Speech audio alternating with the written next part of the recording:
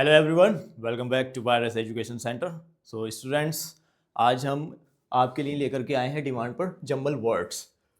इससे पहले मैंने कई सारी लेक्चर्स जो है आपको दे दिए हैं, तो उम्मीद करता हूँ वो सारे लेक्चर्स आपको अच्छे से समझ में आए होंगे। आज जो हम लेकर के आए हैं वो ग्रामर का पोर्शन है, सेक्शन बी का। ठीक है, तो इसमें हम काफ़ी कुछ सीखने वाले हैं। बहुत ही ज़्यादा इम्पोर्टेंट टॉपिक है ये, और एग्ज़ाम में रेगुलरली पूछा जाता है। एवरी ईयर आपको जंबल वर्ड्स एग्ज़ाम में देखने को मिल जाते हैं। ये बहुत ही ज़रूरी है कि हम जंबल वर्ड को समझें और एग्ज़ाम में ज़्यादा से ज़्यादा मार्क्स हमें मिल सकें, क्योंकि जंबल वर्ड्स कई तरह के होते हैं और बहुत ही ज़्यादा कंफ्यूज करते हैं स्टूडेंट्स को। तो ये सीखना बहुत ही ज़रूरी है। तो चलिए स्टार्ट करते हैं जंबल वर्ड्स। लेकिन उससे पहले मैं आपसे यही कहूँगा, अगर आपने अभी तक हमारे इस चैनल को सब्सक्राइब नहीं किया है तो प्लीज़ चैनल को सब्सक्राइब कर लीजिए, और वो जो बेल आइकन का बटन होता है उसको भी प्रेस कर दीजिए, ताकि हर वीडियो का नोटिफिकेशन आपको वक्त पर मिल सके। तो चलिए स्टार्ट करते हैं जंबल वर्ड्स। यहाँ पर देखिए स्टूडेंट्स, जंबल वर्ड्स होते क्या हैं? ठीक है, रीअरेंजिंग वर्ड्स। ठीक है, वर्ड्स इधर उधर करके दिए हुए होते हैं, उनको रीअरेंज करना होता है। कुछ स्पेलिंग्स का रहता है। ठीक है, किसी वर्ड की स्पेलिंग इधर उधर करके दे रखी है तो उसको हमें अरेंज करना है, मीनिंगफुल वर्ड हमें बना करके लिखना रहता है। ठीक है, और सेंटेंसेस में क्या होता है, वर्ड्स इधर उधर दिए हुए होते हैं सेंटेंसेस में, तो उनको हमें अरेंज करके लिखना होता है। ठीक है, एक मीनिंगफुल सेंटेंस हमें क्रिएट करना होता है। ओके, यहाँ पर आप देख सकते हैं, जंबल वर्ड्स आर वर्ड्स और फ्रासेस गिवन इन अ मिक्स्ड और इनकरेक्ट ऑर्डर। ठीक है, मिक्स्ड या इनकरेक्ट ऑर्डर में ये वर्ड्स दिए हुए होते हैं। हमें क्या करना होता है, students are required to rearrange them correctly to form a meaningful sentence. ठीक है, मीनिंगफुल सेंटेंस बनाने के लिए हमें इसको फॉर्म करना होता है।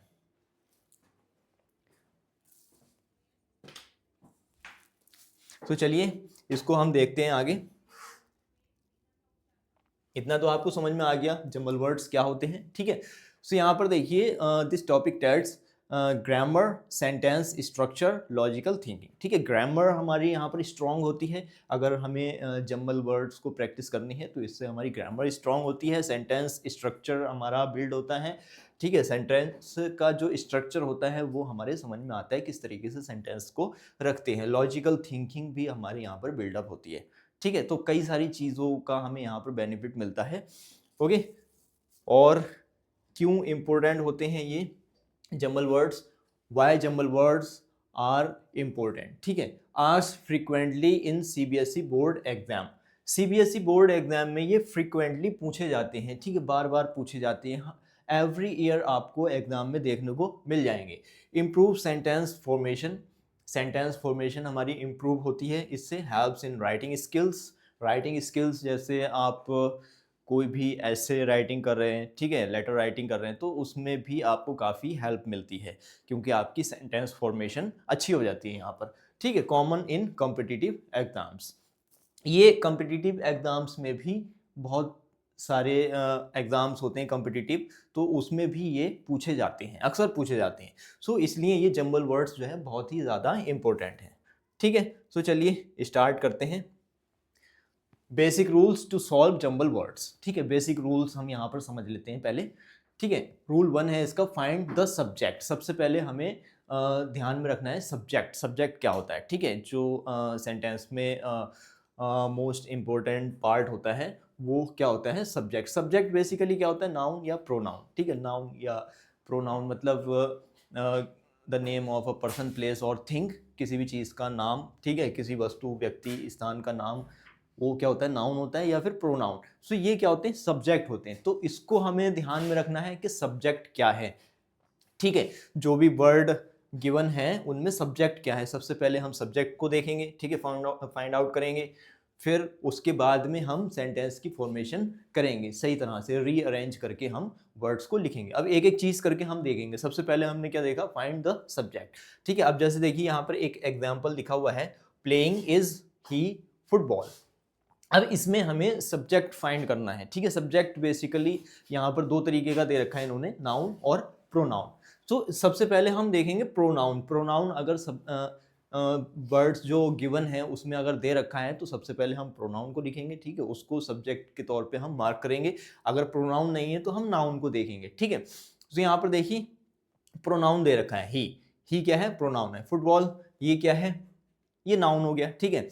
सो यहाँ पर हम सबसे पहले ही रखेंगे, ठीक है, ही आ गया हमारा प्रोनाउन। अब उसके बाद में हम उसी तरीके से प्लेस करते जाएंगे, ठीक है। सबसे पहले सब्जेक्ट आ गया। इससे पहले मैंने आपको सेंटेंसेस बताए थे, ठीक है, ऑल वर्ब्स बताई थी, हेल्पिंग वर्ब्स बताई थी, उसमें किस तरह से हम सेंटेंस में सारे वर्ड्स रखते हैं, ठीक है, सब्जेक्ट कहाँ रखते हैं, वर्ब कहाँ रखते हैं, हेल्पिंग वर्ब कहाँ रखते हैं, ये सारी चीज़ें मैंने आपको बताई थी। तो सबसे पहले देखिए ये स्ट्रक्चर होता है सेंटेंस का, रूल होता है। सबसे पहले सब्जेक्ट आता है यानी कि वर्कर, फिर उसके बाद में टाइम वर्ड आ गया, ठीक है, यानी कि हेल्पिंग वर्ब, फिर उसके बाद में वर्ब आ गए। फिर उसके बाद जो भी वर्ड्स बचते हैं उनको हम लॉजिकली सोच करके हम रखते हैं, ठीक है, लॉजिकली हमें रखने होते हैं, ठीक है, आगे पीछे करके भी हम रख सकते हैं, लेकिन मीनिंगफुल सेंटेंस बनना चाहिए, तो उसको लॉजिकली हमें सोचना पड़ता है किस तरह से हम रखें। तो जो बेसिक रूल होता है वो क्या होता है, सबसे पहले सब्जेक्ट आ गया, फिर हेल्पिंग वर्ब आ गई, फिर वर्ब आ गई, फिर उसके बाद में जो चीज़ बची एक्स्ट्रा वो बाद में आ जाएगी। तो यहाँ पर इसीलिए यहाँ पर देखिए सबसे पहले प्रोनाउन आ गया, ठीक है, ही, फिर उसके बाद में इज, फिर प्लेइंग, फिर फुटबॉल, ठीक है, ही आ गया, ये क्या है, सब्जेक्ट है, फिर हेल्पिंग वर्ब आ गई, फिर वर्ब आ गई। अब बचा क्या, ठीक है, फुटबॉल बचा, ये एक्स्ट्रा वर्ड बचा तो वो लास्ट में आ गई। तो ये करेक्ट सेंटेंस बन गया हमारा, मीनिंगफुल सेंटेंस बन गया, he is playing football. Okay, so ये एक छोटा सा एग्जाम्पल था। अभी हम एडवांस लेवल पर देखेंगे इन एग्जाम्पल्स को। रूल 2 क्या है, आइडेंटिफाई द वर्ब। वर्ब हमें आइडेंटिफाई करनी है। रूल 1 में क्या हमने आइडेंटिफाई किया, सब्जेक्ट, ठीक है, find the subject, and in rule 2 find the verb. Verb कौन सी है वो हमें पहचानना जरूरी होता है, ठीक है। जो भी वर्ड्स गिवन हैं उनको अरेंज करने के लिए आपको पता होना चाहिए कि इसमें सब्जेक्ट कौन सा है, वर्ब कौन सी है, हेल्पिंग वर्ब कौन सी है, ठीक है। ये सारी चीज़ें आप आइडेंटिफाई अगर कर लेते हैं तभी आप सही तरीके से सेंटेंस फॉर्मेशन कर सकते हैं, ठीक है, उसको करेक्ट करके लिख सकते हैं। वर्ब शोज एक्शन और state, is, are, was, were, play, goes, ठीक है।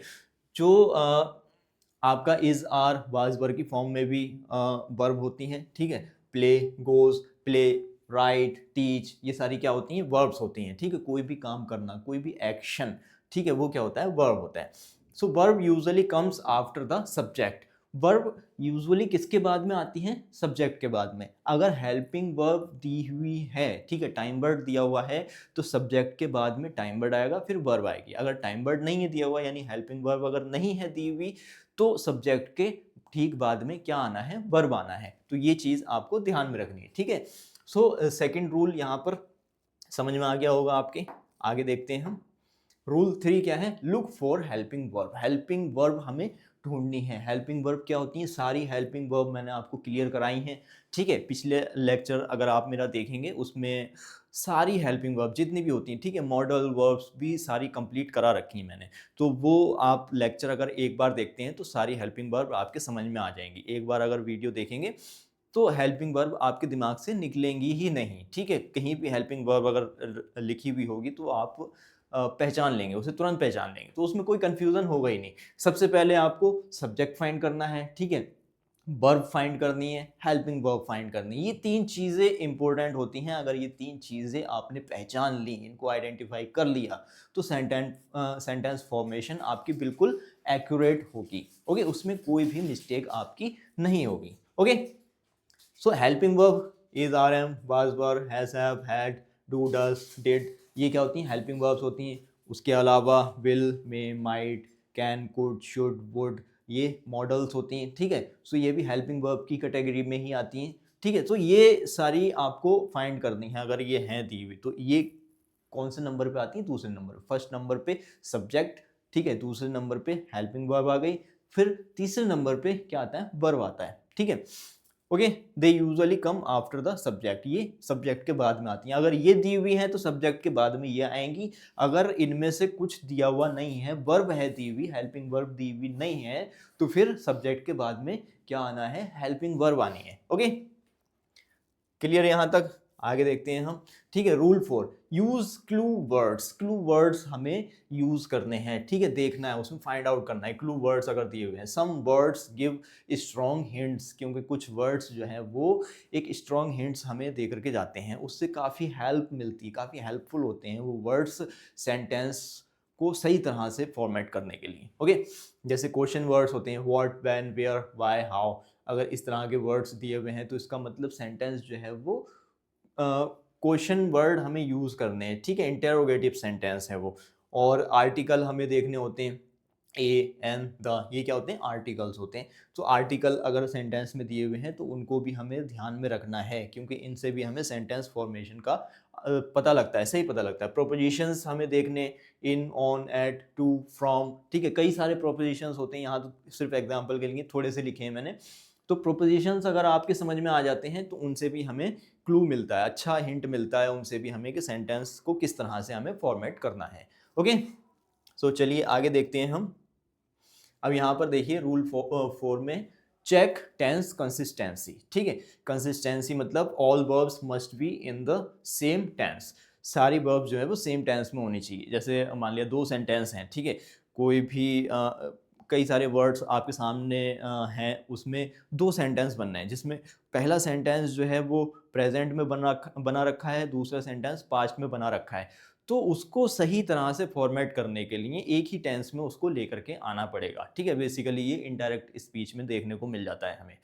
तो वो भी हम डिटेल में समझेंगे जब इनडायरेक्ट स्पीच हम आपको समझाएंगे, तो उसमें बताएंगे कि किस तरह से एक ही टेंस हमें बनाना होता है दोनों सेंटेंसेस का। 2 सेंटेंस होते हैं लेकिन उसमें टेंस एक ही रखना होता है हमें दोनों सेंटेंसेस का, तब कहीं जा करके वो सेंटेंस हमारा करेक्ट होता है।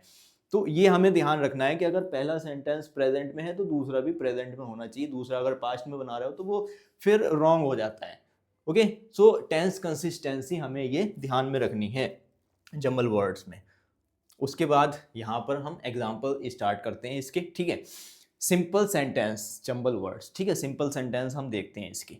ओके, अब यहाँ पर देखिए एग्जाम्पल 1 है लिखा हुआ, स्कूल गोज ही टू। अब यहाँ देखिए क्या क्या चीजें आपको दिखाई दे रही हैं। School, school is the name of a building, ठीक है। गोज, ये क्या हो गया, गोज वर्ब हो गई है।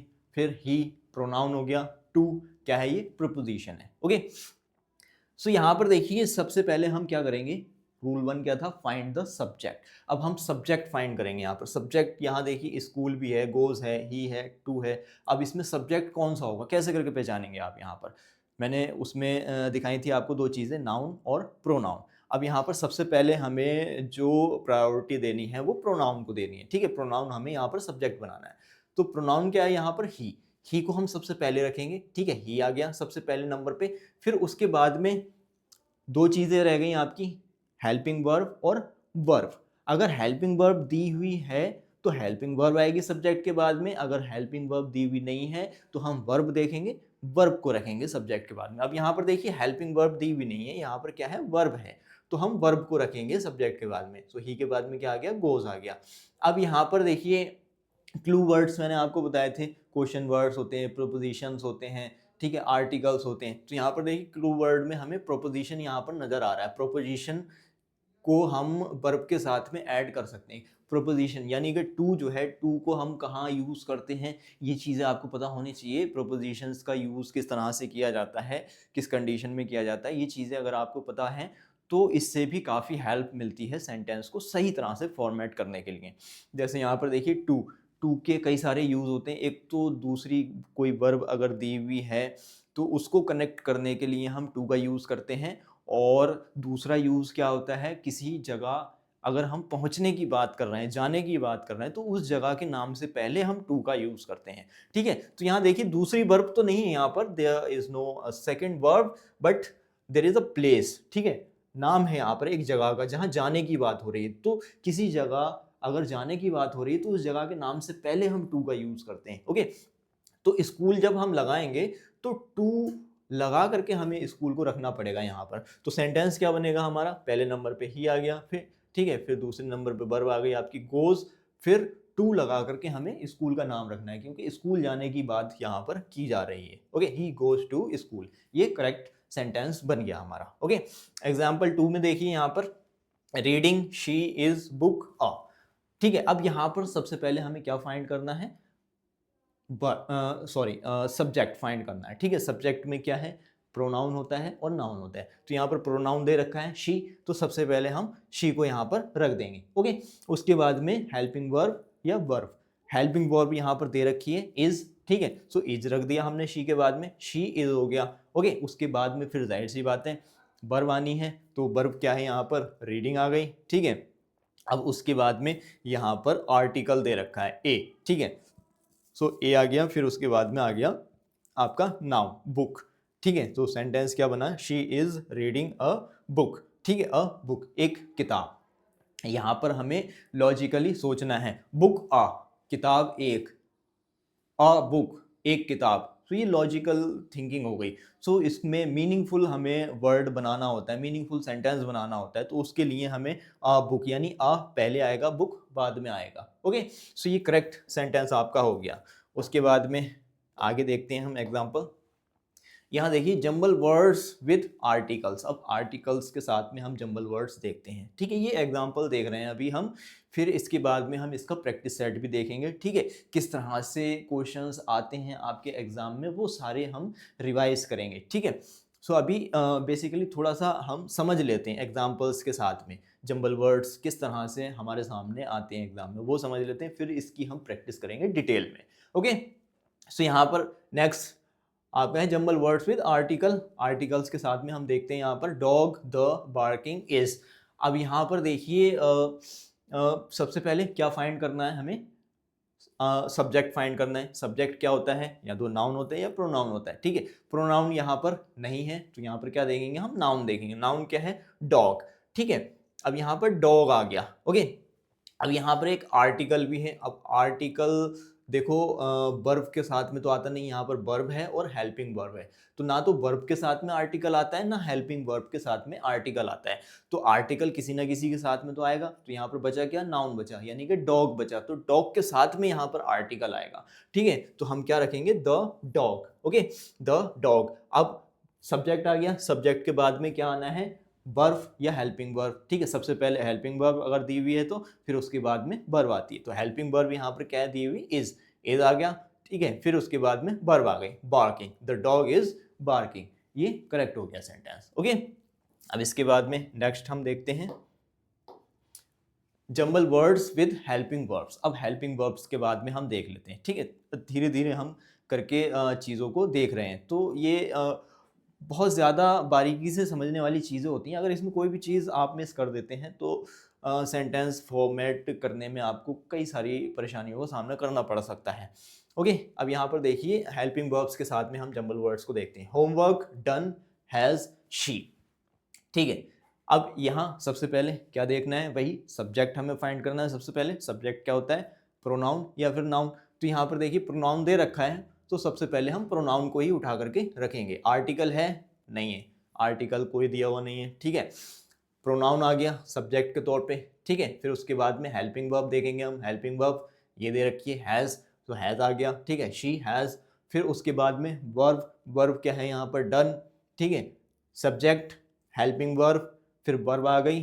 ठीक है, अब उसके बाद में क्या बचा, होमवर्क बचा। तो होमवर्क बचा तो उसका यही प्लेस बचता है। ठीक है, फोर्थ प्लेस, तो यहाँ पर होमवर्क आ गया। सेंटेंस क्या बना हमारा, शी हैज़ डन होमवर्क। ठीक है, ये कंप्लीट हो गया सेंटेंस। ओके, सो कोई भी अगर डाउट होता है आपको तो कमेंट सेक्शन में बताइए, उसके लिए हम अलग से आपको एक्सप्लेनेशन देंगे। ठीक है, किसी भी तरह का डाउट होता है तो शर्माना नहीं है, बताना है, उसको पूरा डिटेल में बताना है कि ये डाउट हमें आ रहे हैं, तो इसको हमें दोबारा से बताइए, समझाइए, डीपली समझाइए, तो उसको भी हम डीपली आपको समझाने की कोशिश करेंगे। ओके, आगे देखते हैं हम jumble words with question sentences. ठीक है, क्वेश्चन वर्ड्स के साथ में हम जंबल वर्ड्स को देखेंगे। ठीक है, क्वेश्चन वर्ड्स यानी इंटेरोगेटिव सेंटेंसेस जो होते हैं उसमें टाइम वर्ड का यूज़ भी होता है और क्वेश्चन वर्ड का यूज़ भी होता है। टाइम वर्ड अगर पहले लगा करके हम किसी सेंटेंस को लिखते हैं तो वो इंटेरोगेटिव हो जाता है, या फिर उसमें क्वेश्चन वर्ड का यूज़ होता है। ठीक है, is, are, was, were, do, does, did, will, can, should, would, may, might, ये सारे टाइम वर्ड्स होते हैं। इसमें मॉडल वर्ड्स भी आ गई। ठीक है, फिर WH वर्ड्स आ गए। ओके, सो यहाँ पर देखिए एक एग्जांपल है दिया हुआ छोटा सा, यू आर हाउ, ठीक है। सो यहाँ पर देखिए क्वेश्चन वर्ड दिया हुआ है, तो क्वेश्चन वर्ड अगर दिया हुआ है तो यानी कि इंटेरोगेटिव सेंटेंस है ये। और इंटेरोगेटिव सेंटेंस में हमें अगर क्वेश्चन वर्ड दिया हुआ है या क्वेश्चन मार्क दिया हुआ है, ठीक है, क्वेश्चन वर्ड नहीं है क्वेश्चन मार्क है दिया हुआ, तो उसमें हमें अगर खाली क्वेश्चन मार्क है दिया हुआ तो उसमें टाइम वर्ड को हमें पहले रखना है। अगर क्वेश्चन वर्ड दिया हुआ है तो क्वेश्चन वर्ड को हमें पहले रखना है, ठीक है। सो यहाँ पर देखिए क्वेश्चन वर्ड अगर आता है किसी भी सेंटेंस में तो क्वेश्चन वर्ड को सबसे पहले रखा जाता है, यानी सब्जेक्ट से भी पहले आएगा क्वेश्चन वर्ड। तो क्वेश्चन वर्ड हाउ सबसे पहले आ गया, ठीक है। अब जो तरीका था क्या था, सब्जेक्ट पहले रखना है हमें, फिर उसके बाद में हेल्पिंग वर्ब रखनी है, फिर वर्ब रखनी है। लेकिन WH वर्ड्स जो होते हैं क्वेश्चन वाले सेंटेंस जो होते हैं उसमें थोड़ा सा उल्टा करना होता है। अगर क्वेश्चन वर्ड दिया हुआ है तो सबसे पहले क्वेश्चन वर्ड आएगा, फिर उसके बाद में टाइम वर्ड आएगा यानी हेल्पिंग वर्ब आएगी, फिर उसके बाद में वर्ब आएगी। ओके, सबसे पहले क्या आएगा, क्वेश्चन वर्ड, फिर उसके बाद में हेल्पिंग वर्ब आ गई, फिर उसके बाद में वर्ब आएगी, ठीक है। अगर उसमें सब्जेक्ट दिया हुआ है, ठीक है, तो सबसे पहले क्वेश्चन वर्ड, फिर उसके बाद में हेल्पिंग वर्ब, फिर सब्जेक्ट, फिर वर्ब, ठीक है। सब्जेक्ट बोले तो वर्कर भी हो सकता है, नाउन प्रोनाउन जो भी है वो आएगा तीसरे नंबर पे। पहले नंबर पे क्वेश्चन वर्ड, फिर उसके बाद में हेल्पिंग वर्ब, फिर सब्जेक्ट, फिर वर्ब। ओके, इस तरह का अगर सेंटेंस है तो। और वर्ब अगर नहीं है तो सबसे पहले क्वेश्चन वर्ड आ गया, फिर उसके बाद में हेल्पिंग वर्ब आ गई, फिर सब्जेक्ट आ गया, ठीक है। सिर्फ इतना ही है तो इतना आ जाएगा। और अगर कुछ एक्स्ट्रा वर्ड्स हैं तो वो लॉजिकली हमें उनको अरेंज करके लिखना पड़ेगा। तो यहाँ पर देखिए 3 वर्ड्स हैं, देयर आर ओनली 3 वर्ड्स, ठीक है। क्वेश्चन वर्ड हो गया, ठीक है, सब्जेक्ट हो गया और हेल्पिंग वर्ब हो गई। तो इन तीनों को अरेंज करने के लिए सबसे पहले क्वेश्चन वर्ड, फिर हेल्पिंग वर्ब, फिर सब्जेक्ट आ गया। ओके, सेंटेंस हमारा सही हो जाएगा। यहाँ देखिए सबसे पहले क्वेश्चन वर्ड आ गया हाउ, दूसरे नंबर पे हेल्पिंग वर्ब आ गई, फिर तीसरे नंबर पे ये सब्जेक्ट आ गया, ठीक है, हाउ आर यू, ठीक है। ओके, सो समझ में आ गया होगा आपके। आगे चलते हैं हम। अब यहाँ पर देखिए jumble words with question sentences, इसमें अलग एक एग्जांपल है दिया हुआ, ठीक है, वेयर गोइंग यू आर। अब यहाँ पर और एक्स्ट्रा चीज़ हमने रख दी, यहाँ पर वर्ब भी ऐड कर दिया। पिछले एग्जांपल में वर्ब नहीं थी, ठीक है, यहाँ पर हमने एक और ऐड कर दिया वर्ब के साथ में, ठीक है। तो यहाँ पर देखिए सबसे पहले क्या बताया था, क्वेश्चन वर्ड, फिर उसके बाद में हेल्पिंग वर्ब, फिर सब्जेक्ट आएगा, फिर वर्ब आएगी, ठीक है। तो यहाँ देखिए सबसे पहले क्वेश्चन वर्ड आ गया, क्वेश्चन वर्ड क्या है, where. Helping verb, helping verb इसमें देखेंगे हम, फाइंड करेंगे, आर, आर आ गया, ठीक है। फिर उसके बाद में हम सब्जेक्ट देखेंगे, सब्जेक्ट क्या है, यू, यू आ गया, फिर वर्ब रह गई, वर्ब यहाँ पर आ गई। सो ये फॉर्मेट इसका सही बन गया, where are you going. Okay, ये करेक्ट सेंटेंस बन गया। ओके, सो चलिए आगे देखते हैं हम जंबल वर्ड्स विद निगेटिव्स, ठीक है। निगेटिव सेंटेंसेस में किस तरह से हम फॉर्मेशन करते हैं वो देख लेते हैं हम। निगेटिव में क्या होता है, नॉट, नेवर या नो, ठीक है, इस तरह के वर्ड्स यूज करते हैं निगेटिव सेंटेंस बनाने के लिए। ओके, सो यहाँ पर देखिए एक छोटा सा एग्जांपल है दिया हुआ, डज ही नॉट लाई, ठीक है, डज ही नॉट लाई। तो सबसे पहले क्या होता है इसमें, नेगेटिव सेंटेंस में क्या करते हैं हम, जो पॉजिटिव सेंटेंस का था यानी अफर्मेटिव का था, सबसे पहले सब्जेक्ट, फिर हेल्पिंग वर्ब, फिर वर्ब, इस तरह का फॉर्मेट था। नेगेटिव में क्या करते हैं हम, सब्जेक्ट, फिर हेल्पिंग वर्ब, फिर उसके बाद में नॉट या नेवर जो भी है वो आ जाएगा, फिर उसके बाद में वर्ब आएगी, ठीक है। यानी नॉट या नेवर जो भी हमें लगाना होता है नेगेटिव सेंटेंस में वो हम हेल्पिंग वर्ब के बाद में लगाते हैं, फिर उसके बाद में वर्ब को आगे सरका करके लिखते हैं हम, ठीक है। तो सबसे पहले देखिए यहाँ पर क्या आना है, सब्जेक्ट आना है, ठीक है। सब्जेक्ट आ गया, सब्जेक्ट कौन सा है इसमें, देखो डज ही नॉट लाई, तो इसमें सब्जेक्ट क्या है, प्रोनाउन ही है, ही आ जाएगा, ठीक है। फिर उसके बाद में हेल्पिंग वर्ब आ गई, डज, डज, ठीक है, हेल्पिंग वर्ब के ठीक बाद में नॉट आता है, ठीक है, सो नॉट आ गया। अब वर्ब बची लाई, लाई यहाँ पर आ गया, ठीक है, ही डज नॉट लाई, ये करेक्ट सेंटेंस बन गया। ओके, सो नेक्स्ट देखते हैं हम आगे।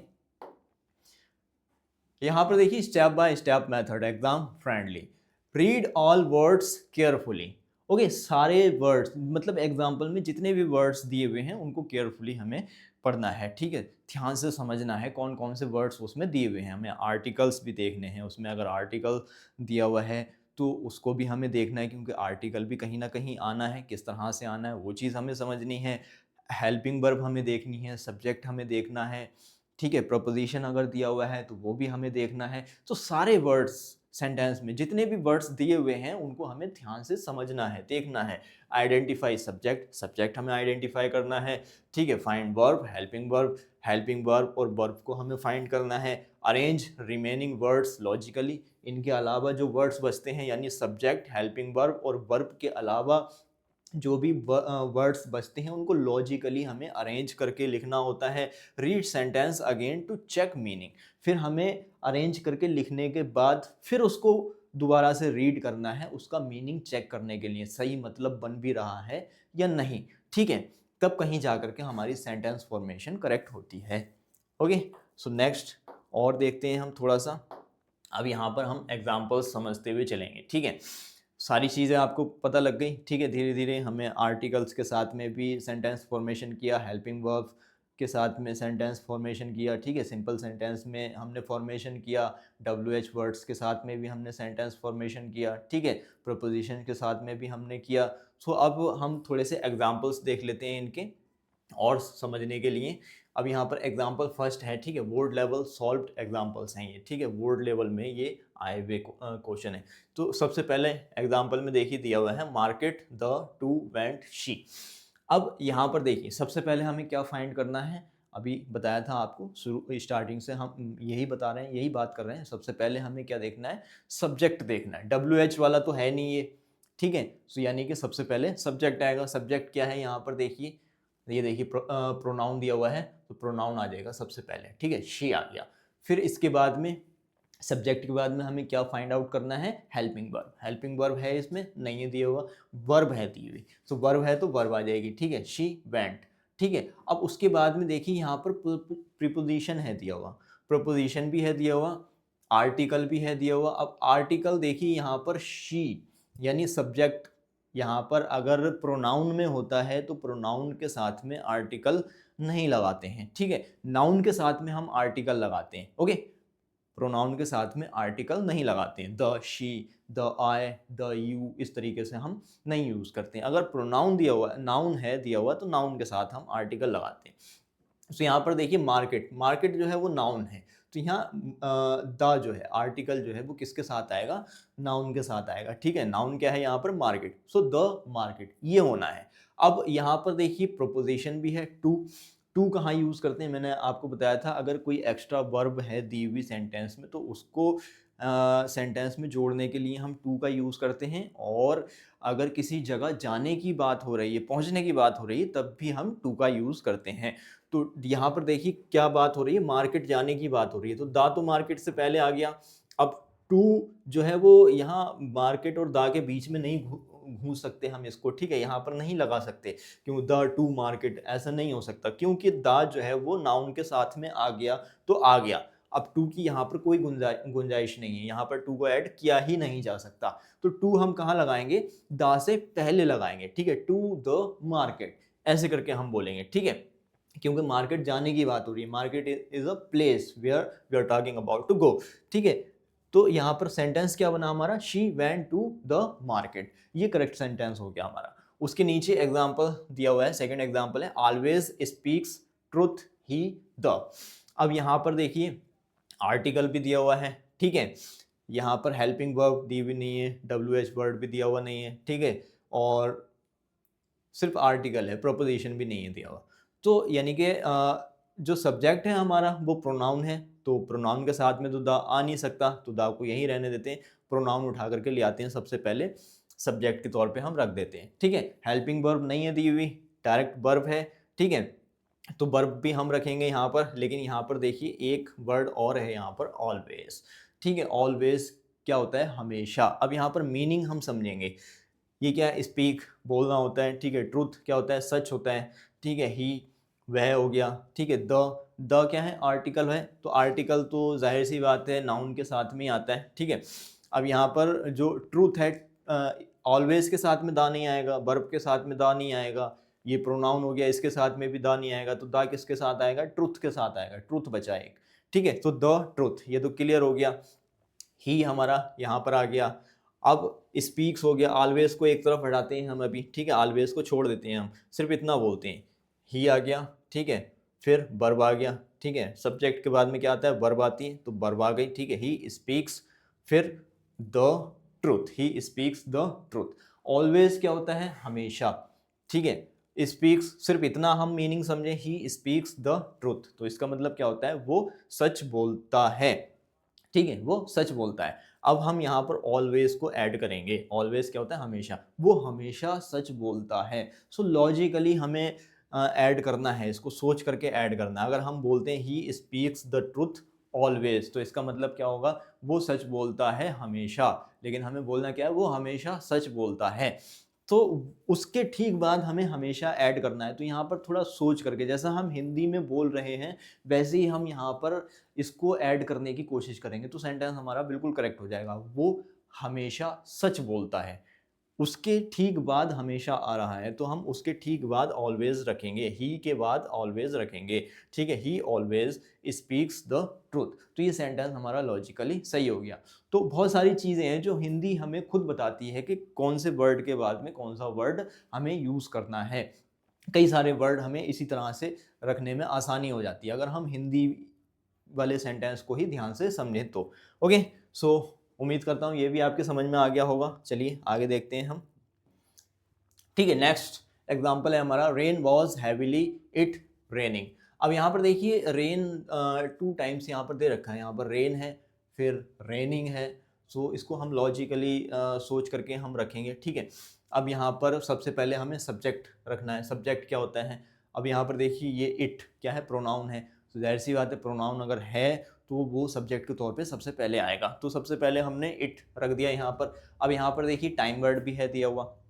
टाइम वर्ड क्या है यहाँ पर, वॉज, तो सब्जेक्ट के बाद में टाइम वर्ड आ गया, यानी हेल्पिंग वर्ब आ गई, ठीक है, इट वॉज हो गया। अब हेल्पिंग वर्ब के ठीक बाद क्या आता है, वर्ब आती है, ठीक है। वर्ब क्या है यहाँ पर, रेनिंग, ठीक है, रेनिंग आ गया। हैविली बचा, हैविली आ गया यहाँ पर, ठीक है। अब रेन की यहाँ पर कोई गुंजाइश नहीं, ये एक्स्ट्रा वर्ड फालतू में दे रखा है इन लोगों ने, तो इसको हमें छोड़ना पड़ेगा। अब ये नहीं कर सकते हम कि जितने वर्ड्स दिए हुए हैं सेंटेंस में वो सारे के सारे हमें लिखने ही हैं, कुछ एक्स्ट्रा भी दे देते हैं वो माइंड चेक करने के लिए, आपकी मेंटालिटी चेक करने के लिए कि कितना सही ये बंदा कर सकता है, कितना सोच सकता है। सो वो थिंकिंग पावर हमारी इतनी स्ट्रांग होनी चाहिए कि हम समझ सके कि हाँ ये फालतू है, ये हमें नहीं रखना है, इसकी कोई ज़रूरत नहीं है।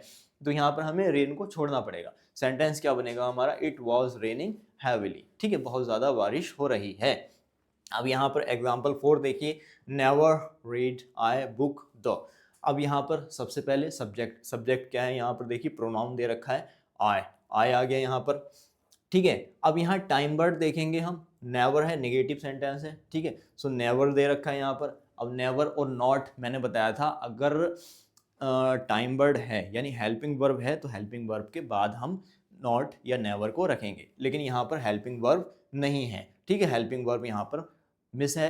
तो हेल्पिंग वर्ब अगर नहीं है तो फिर सब्जेक्ट के बाद में क्या बचा, डायरेक्ट नेवर हम रख देंगे, ठीक है। हेल्पिंग वर्ब अगर होती तो सब्जेक्ट के बाद में यहाँ पर हेल्पिंग वर्ब आती फिर नेवर आता, हेल्पिंग वर्ब नहीं है तो डायरेक्ट नेवर आ जाएगा, ठीक है। फिर उसके बाद में तीसरे नंबर पे क्या बचता है, वर्ब, वर्ब आती है, तो वर्ब क्या है यहाँ पर, रीड, ठीक है, आई नेवर रीड। अब यहाँ पर देखिए एक आर्टिकल भी है द, फिर बुक है, तो बुक क्या है, नाउन है, नाउन के साथ में आर्टिकल आता है, ठीक है।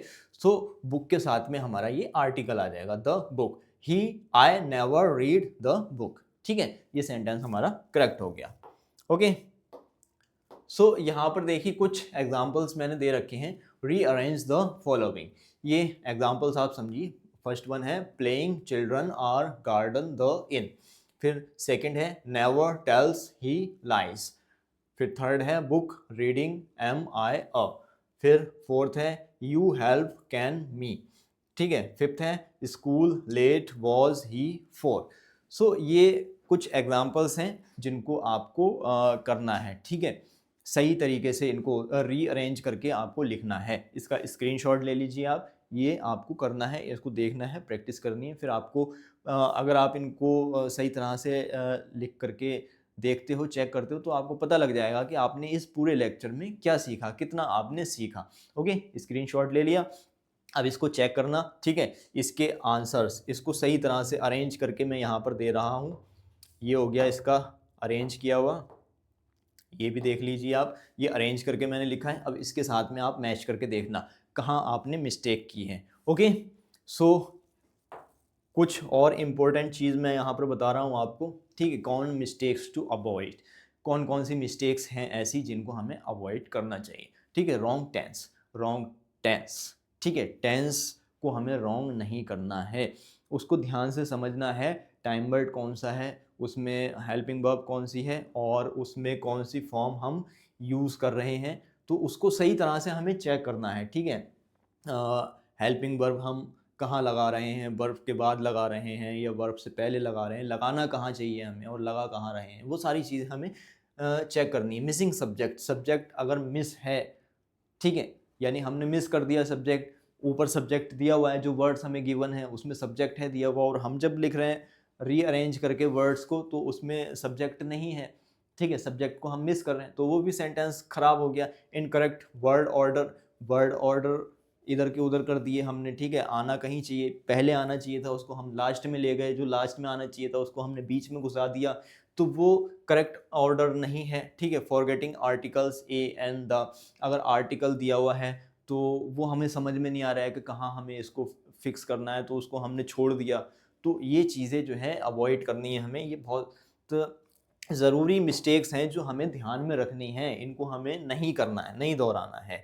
ओके, सो ये जंबल वर्ड्स थे जो मैंने आपको बताए। अब इनकी एक एक्सरसाइज हम आपके लिए लेकर के आएंगे और उसमें हम इनको डिटेल में प्रैक्टिस करेंगे। ठीक है, इनकी एक पूरी सीरीज़ हम देखेंगे, क्वेश्चंस इनके मल्टीपल चॉइस, ठीक है, ऑब्जेक्टिव क्वेश्चंस हम इनके देखेंगे और उसमें हमें काफ़ी कुछ सीखने को मिलेगा। अभी हमने जो किया है ये सेंटेंस वाले जंबल वर्ड्स किए हैं, अभी हम स्पेलिंग वाले भी करेंगे। ठीक है, उस पूरे प्रैक्टिस सेट में हम स्पेलिंग वाले करेंगे।